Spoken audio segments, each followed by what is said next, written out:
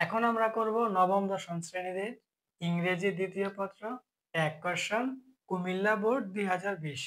দেখো আমাদের এ নাম্বারটা আছে কি, এ নাম্বারটা হচ্ছে the freedom fighters are the real heroes. তাহলে এই জায়গায় দ্য ফ্রিডম ফাইটার্স মানে কি স্বাধীনতার যোদ্ধারা, আর হয় দ্য রিয়েল মানে সত্যিকারের, হিরোজ মানে কি নায়ক। তাহলে আমাদের প্রথমত ট্যাগ কোশ্চেন করতে গেলে অক্সিলারি ভার্ব নিতে হয়। অক্সিলারি ভার্বের জায়গায় আর আছে, আর লেখো। আর লেখার পরে আমাদের এই জায়গায় সেন্টেন্সটা যদি অ্যাফার্মেটিভ অর্থাৎ হ্যাঁ বোধক বাক্য হয় তাহলে নট আসবে, আর যদি নেগেটিভ না বোধক বাক্য হয় তাহলে নট আসবে না। এখন এটা আমাদের অ্যাফার্মেটিভ সেন্টেন্স, এর মানে নট আসবে, তাহলে নট। তারপরে হচ্ছে সাবজেক্টের প্রোনাউন ফর্ম। তো সাবজেক্টের জায়গায় কি হচ্ছে, সাবজেক্ট হচ্ছে ফ্রিডম ফাইটার্স মানে স্বাধীনতার যোদ্ধারা।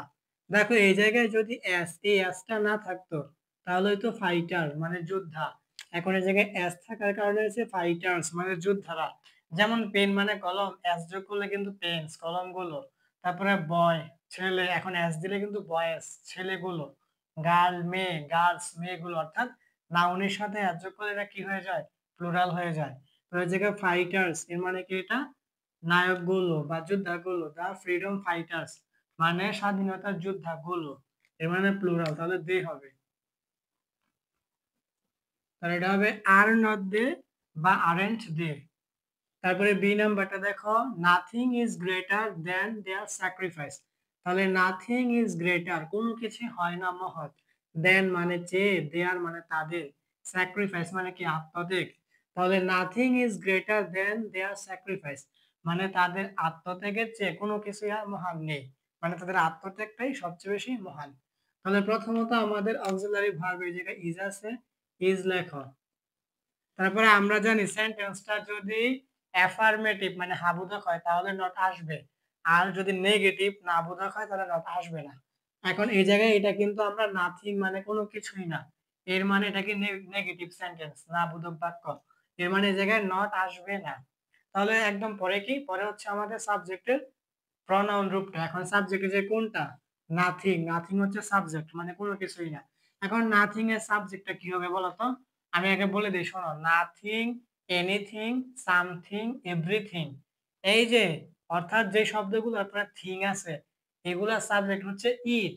আবার এভরিবডি, এনিবডি, নোবডি, এভরিবডি, এই বডি থাকলে সেটা হচ্ছে দে, ঠিক আছে। এভরিবডি, এনিবডি, সামবডি, এই বডি থাকলে হচ্ছে দে। কিন্তু এনিথিং, সামথিং, এনিথিং, এই থিং থাকলে হচ্ছে কি ইট। অর্থাৎ শব্দের শেষে যদি ইট থাকে আর শব্দের শেষে যদি থিং থাকে তাহলে ওইটার সাবজেক্ট হচ্ছে ইট। আর যদি শব্দের শেষে বডি থাকে তাহলে ওইটার সাবজেক্ট হচ্ছে কি দে। এটা হচ্ছে আমাদের ট্যাগ কোশ্চেনের নিয়ম। তাহলে এই জায়গায় যেহেতু নাথিং আছে তাহলে এটার সাবজেক্ট হবে ইট, তাহলে এটা ইট। উত্তর এটাই, ইজ ইট। প্রথমত আমাদের অক্সিলারি ভার্ব হচ্ছে ইজ, তারপর এটা নেগেটিভ সেন্টেন্স এই জন্য নট হয় নাই। তারপরে এই জায়গায় আমি বললাম নাথিং, এনিথিং, সামথিং, এনিথিং, অর্থাৎ যে শব্দের শেষে থিং আছে ওই ক্ষেত্রে এই জায়গায় ইট হবে সাবজেক্টটা, ঠিক আছে। আর যদি এই জায়গায় বডি হইতো, যেমন nobody, anybody, everybody, somebody, body হইলে সাবজেক্ট হবে কি দে, এটা কোশ্চেনের নিয়ম। তারপরে সি নাম্বার দেখো, দেয়ার contribution for our country will always be remembered. মানে কি দেয়ার মানে তাদের, কন্ট্রিবিউশন মানে কি অবদান, ফর মানে জন্য, আওয়ার মানে আমাদের, কান্ট্রি মানে দেশের, উইল অলওয়েজ বি রিমেম্বার্ড মানে সব সময় মনে রাখা হবে বা সব সময় স্মরণে রাখা হবে। তাহলে দেয়ার contribution for our country will always be remembered মানে আমাদের দেশের প্রতি তাদের যে অবদান ছিল সেটা সারা জীবন মনে রাখা হবে বা স্মরণ করা হবে বা স্মরণে রাখা হবে, এরকম অর্থ। এখন প্রথমত আমাদের অক্সিলারি ভার্ব এই জায়গায় দেখো উইল আছে, উইল হবে এই জায়গায়। তারপরে হচ্ছে আমাদের সেন্টেন্সটা অ্যাফার্মেটিভ এই জন্য জায়গায় নট হবে, মানে উইল নট। এখন উইল নটটাকে এইভাবে লেখে এক কোশ্চেনে, ডব্লিউ উ তারপরে এন পরে উপরে কমা দিয়ে পরে টি, ঠিক আছে, উইল নট। প্রথমত উইল হবে, তারপরে এটা অ্যাফার্মেটিভ সেন্টেন্স, এই জন্য নট হবে। তাহলে উইল নট, এখন এটাকে একসাথে লেখে ওন্ট, ঠিক আছে, কি লেখে ওন্ট। তারপর এখন এটা কি দেয়ার কন্ট্রিবিউশন, এখন এই জায়গায় সাবজেক্ট কিন্তু দেয়ার মানে তাদের না, এই জায়গায় সাবজেক্ট হচ্ছে দেয়ার কন্ট্রিবিউশন মানে তাদের অবদান, বলতেছে তাদের অবদানটা সব সময় আমাদের দেশের জন্য যা ছিল এটা সবসময় মনে রাখা হবে। তাহলে তাদের অবদান, অবদান হচ্ছে এই জায়গায় সাবজেক্ট, তাহলে কন্ট্রিবিউশন অবদান, এটার সাবজেক্ট হবে ইট, তাহলে এটা হবে ইট, ওন্ট ইট, উত্তরটা হচ্ছে ওন্ট ইট।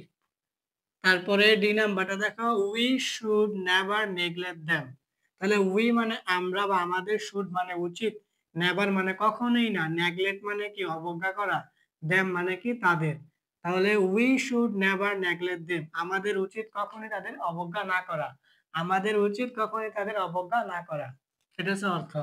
এখন আমাদের অক্সিলারি ভার্ব আছে এই জায়গায় শুড, তাহলে শুড লিখে দাও। এই ট্যাগ কোয়েশ্চেন গুলা কিন্তু অনেক সহজ, তাহলে শুড লেখা হইলো। তারপরে আমরা জানি সেন্টেন্সটা নেগেটিভ মানে না বোধক বাক্য হলে নট আসে না, এখন এই জায়গায় কিন্তু আমরা দেখছি নেভার, এই নেভার দেখে বুঝছি আমরা এটা নেগেটিভ সেন্টেন্স মানে না বোধক বাক্য, এই জন্য এই জায়গায় নট আসবে না, ঠিক আছে। তারপরে আমাদের সাবজেক্ট হচ্ছে উই, সরাসরি দেওয়া আছে, উই লিখে দাও। এটা কিন্তু আমাদের কুমিল্লা বোর্ড 2020, আর এই বোর্ড প্রশ্নগুলা কিন্তু অনেক কমন, বুঝছো, এগুলা পরীক্ষার মধ্যে অনেক আসে।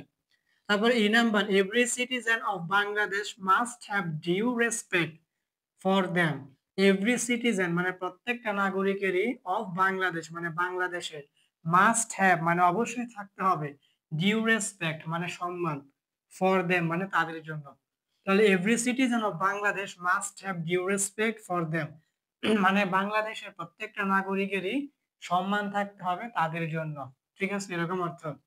তাহলে প্রথমত এই জায়গায় অক্সিলারি ভার্ব আছে মাস্ট, এই মাস্ট এই জায়গায় লিখে দাও, মাস্ট। তারপরে এটা হচ্ছে আমাদের অ্যাফার্মেটিভ সেন্টেন্স বা হ্যাবোধক বাক্য, এই জন্য নট আসবে। তারপরে এই জায়গায় হচ্ছে এভরি সিটিজেন, এভরি সিটিজেন মানে প্রত্যেকটা নাগরিক, এখন আমাদের বুঝতে হবে যে ইট হবে না দে হবে, সাবজেক্টটাকে ইট না দে, তাহলে যদি একটা নাগরিক হইতো তাহলে এটা সিঙ্গুলার, তাহলে ইট হইতো, আমরা জানি সিঙ্গুলার হলে ইট আর প্লুরাল হলে কি দে। এখন এই জায়গায় কিন্তু লেখা আছে সরাসরি যে এভরি সিটিজেন মানে প্রত্যেকটা নাগরিক, তাহলে প্রত্যেকটা নাগরিক বলতে তো একের অধিক নাগরিক, তাহলে এই জায়গায় অবশ্যই একের অধিক, তাহলে একের অধিক মানে প্লুরাল, আর প্লুরাল হলে কি দে, এটা হবে দে, এটা হবে মাস্ট নট দে বা মাস্টেন্ট দে, শেষ। তাহলে আমাদের এটাই ছিল কুমিল্লা বোর্ড 2020, আশা করি এটা বুঝতে পারছো।